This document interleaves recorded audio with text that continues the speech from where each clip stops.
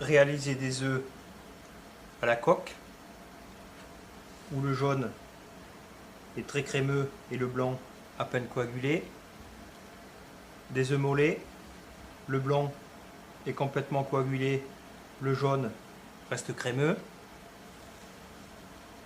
Et les œufs durs, où la totalité de l'œuf est cuite. Tout d'abord, mettre ses russes de taille appropriée à la quantité d'œufs à faire cuire, y mettre de l'eau, ajouter du vinaigre blanc à raison de 5 centilitres par litre d'eau,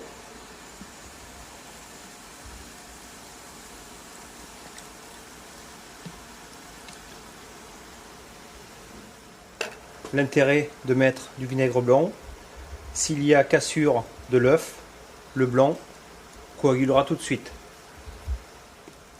Il est nécessaire de sortir les œufs de l'enceinte réfrigérée minimum 20 minutes avant la cuisson pour éviter un choc thermique trop important. Vérifiez qu'il n'y ait pas de fêlure sur les œufs. Ici l'eau pour les œufs à la coque. Immergez les œufs, les poser délicatement. Il est important que l'œuf soit complètement immergé dans l'eau pendant toute la durée de la cuisson. La même chose pour les œufs mollets. Également pour les œufs durs.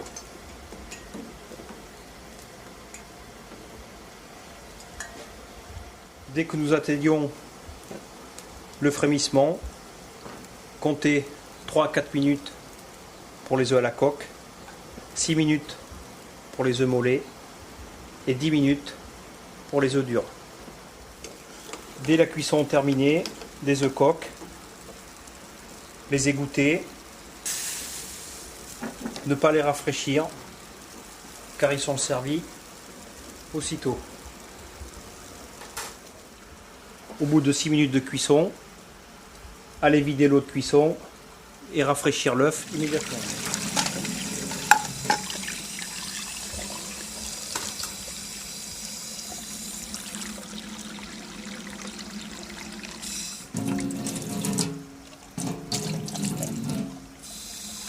Une fois l'œuf refroidi, les caler. Pour écaler, fendiller la coquille délicatement sur toute sa surface.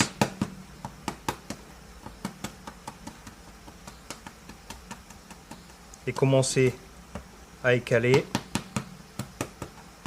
sur le côté le plus arrondi où il y a la chambre à air.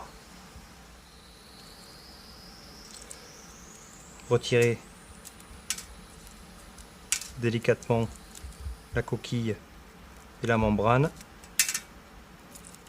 Cette opération peut éventuellement se faire sous un filet d'eau froide.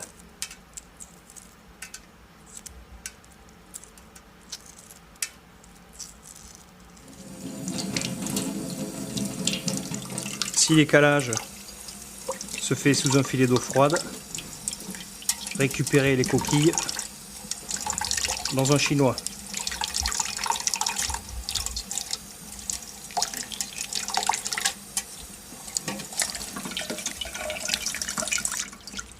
Une fois la cuisson terminée des œufs durs, au bout de 10 minutes,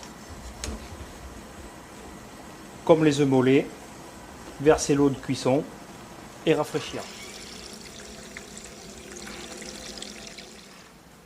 L'œuf à la coque, le jaune n'est pas coagulé et le blanc à peine.